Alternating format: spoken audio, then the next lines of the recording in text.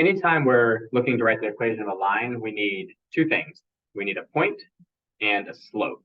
And once we have that point and that slope, we're just going to write all of our equations in point-slope form. So just a quick reminder, point-slope form is y minus y1 equals m times x minus x1. So anytime you're writing an equation for a line on the AP test, you're going to want to do it in point-slope form. There's no need to convert it into slope-intercept form. That just leads to the possibility of making an arithmetic error, and then you'll end up getting the problem wrong. So just leave it in point-slope form. That's totally fine. So in order to find the point and the slope to write the equation of a tangent line, the first thing we'll do is we'll find the y-coordinate at x equals 3. So we'll look for f of 3. F of 3 is just the square root of 3 squared plus 3 plus 4, which is the square root of 16, or 4. So the point we're looking at here is the point 3, 4. And then in order to find the slope, we need to find the slope of the tangent line, which is found with the derivative. And now that we're in our applications of the derivative unit, I'm not going to break down every single derivative every time. This is a derivative of square root of u, so we'll use the chain rule. F prime of x ought to be 1 over 2 root u, which is your x squared plus x plus 4, times the derivative of u, which is 2x plus 1. And if we go ahead and evaluate that at x equals 3, if we look for f prime of 3, that ends up being 7 over 2 times this same square root we originally had, which was equal to 4. So our slope is 7/8. And that's all of the calculus we need to do. We've got our slope of our tangent line, 7/8. We've got our point, 3, 4. Now it can just be plugged straight into point slope form. Y minus the y value of 4 equals the slope of 7/8 times x minus our x value of 3. And again, just leave it in point slope form. No reason to convert it into any other form. That is perfectly acceptable on the AP test. Another thing that you might be asked to do for the AP test is to find the equation of a normal line, or just to find the slope of a normal line. And a normal line is just a line that is perpendicular to the tangent line at a given point. So in order to find a normal line, we'll follow the same steps, looking for a point and a slope, but instead of using the slope of the tangent line, we'll take the opposite reciprocal. So we'll just need to remember that the slope of the normal line is the opposite reciprocal. So flip it and change the sign once you find the slope of the tangent line. This is how I'm going to notate slope of the normal line and slope of the tangent line throughout this unit. So it's an M with a subscript NL or TL. So the first thing is we're going to find the value of our function at x equals 1. So we'll look for f of 1. F of 1 is just 1 squared plus 1 over 1, or 2. So we're looking at the point 1 comma 2. And then we'll need to find the derivative, f prime of x, to find the slope of the tangent line. And we'll just use the power rule for both of these. Derivative of x squared is 2x. And then remember that 1 over x is just x to the negative 1. And the power rule on that says negative 1x to the negative 2, or negative 1 over x squared. And if we evaluate that at the given x value of 1, we end up with 2 minus 1 over 1, or just 1. And so if the slope of our tangent line is 1, that means that the slope of our normal line ought to be the opposite reciprocal of that. So the reciprocal of 1 is just 1, and the opposite of 1 is negative 1. So the slope of the normal line is just negative 1. And now we can go ahead and write our equation once again using point slope form. Y minus the y value is equal to our slope times x minus the x value.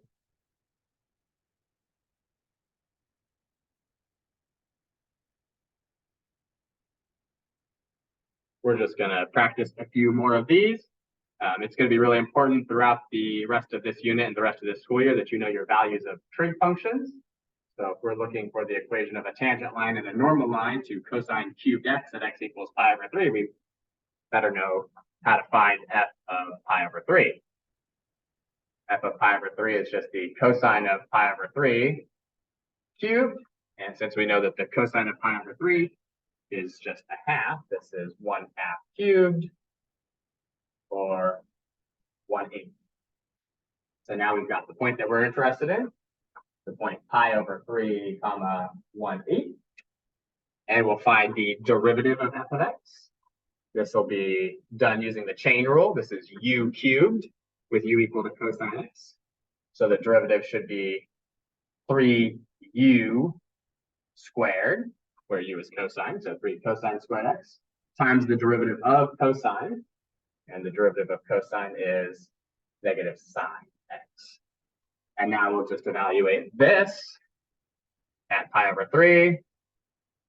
We already know that the cosine of pi over 3 is 1/2. And the sine of pi over 3 is √3/2. We've got that negative sign out in front that we don't want to forget. And simplifying all of this gives us negative 3√3 all over 8. And that should be the slope of our tangent line,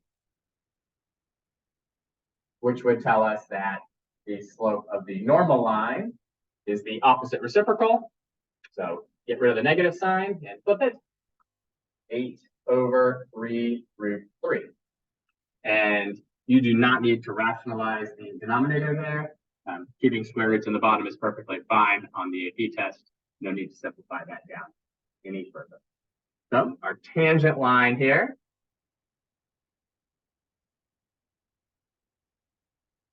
will be y minus the y value of 1/8 equals the slope of the tangent line, negative 3√3/8, times x minus our x value of pi over 3. And our normal line will look very similar. Y minus 1/8 equals 8/3√3 times x minus pi over 3.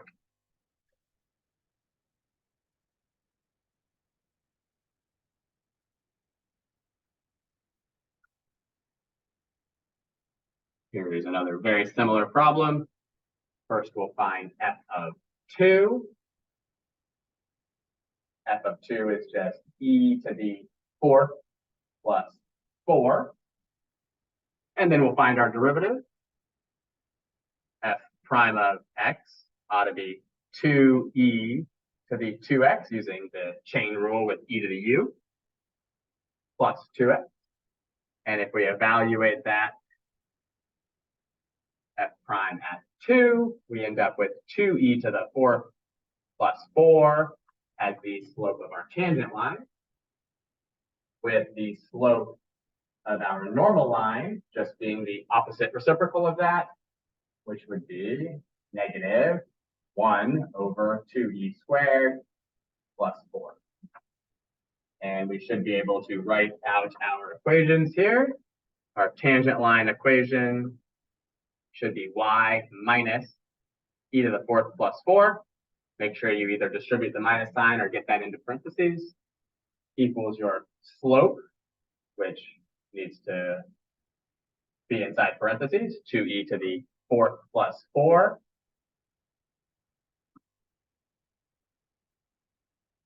Times x minus our x value of 2.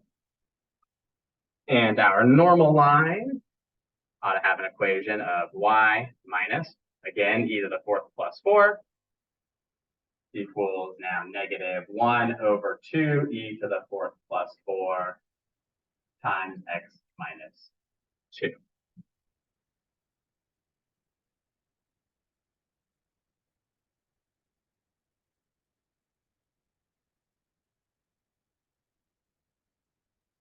Now here's one that's going to get just a little bit trickier. This one's not a function, and one of the things we know about implicitly defined relationships between x and y is that sometimes there might be more than one point on the equation or on the graph of this equation where our x value is equal to 3. So potentially we're going to have multiple tangent lines and multiple normal lines here. So the first step here, just like all the other ones, is to plug 3 in. But this time it's not like finding f of 3. We just need to get an equation that'll be all in terms of y and solve for y. So when we plug 3 in, we end up with 3 squared minus 3y equals y squared minus 1.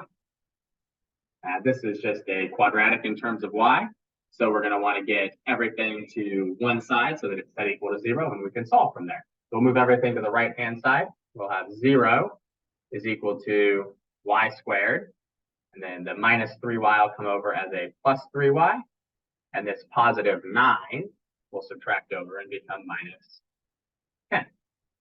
So we've now got a nice simple quadratic that can be easily factored into y plus 5 and y minus 2 is equal to 0, which yields two different solutions, y equals -5 and y equals 2, using the zero product property, which means that we're looking at two different points at x equals 3.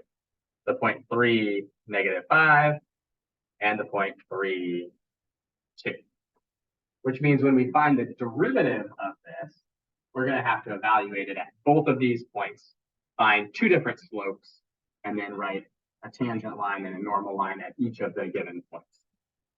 So let's start with taking the derivative. This is done implicitly. The derivative of x squared is just 2x. The derivative of minus xy, again, has to be done using the product rule. So we can treat minus x as the first function and y as the second function. So we'll get minus x times the derivative of y with respect to x. And then we'll add to that the derivative of negative x, which is -1, times y. I don't need to write the 1, so we'll just write minus y. And on the right-hand side, when we take the derivative with respect to x, we'll get 2y dy dx. And that -1, since it's a constant, when you take its derivative, becomes 0. And just like in the last unit, we'll gather all of the dy dx terms to one side, leaving us with 2x minus y on the left and 2y dy dx plus x dy dx on the right-hand side. We'll factor out that dy dx.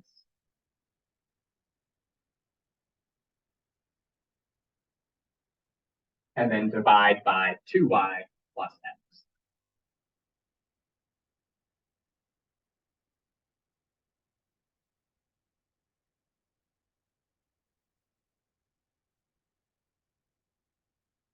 Now we just need to take each of our different cases at our two different points at x equals 3 and evaluate our derivative there. So with our derivative being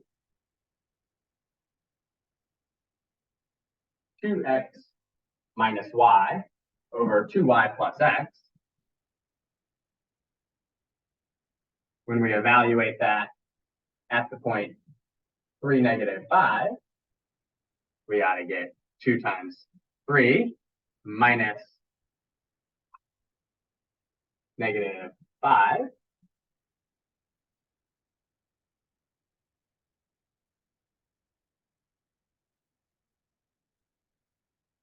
which ends up being 11, over 2 times -5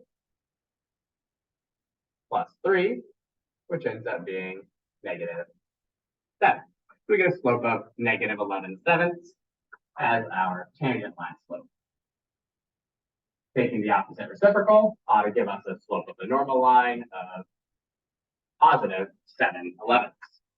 So our tangent line equation will be y minus -5, or y plus 5, is equal to -11/7 times x minus 3, with our normal line being y plus 5 equals +7/11 times x minus 3.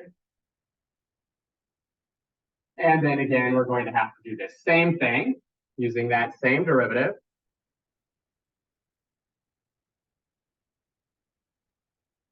Of 2x minus y over 2y plus x,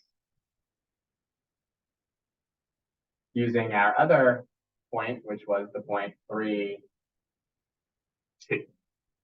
So this time when we evaluate dy dx at 3, 2, we end up with 2 times 3 minus 2 over 2 times 2 plus 3, or 4 over 7 as our tangent line slope, giving us a normal line slope of -7/4. And we'll then just go in and write our tangent line equations. Y minus 2 equals 4/7 times x minus 3, and a normal line equation of y minus 2 equals -7/4 times x minus 3.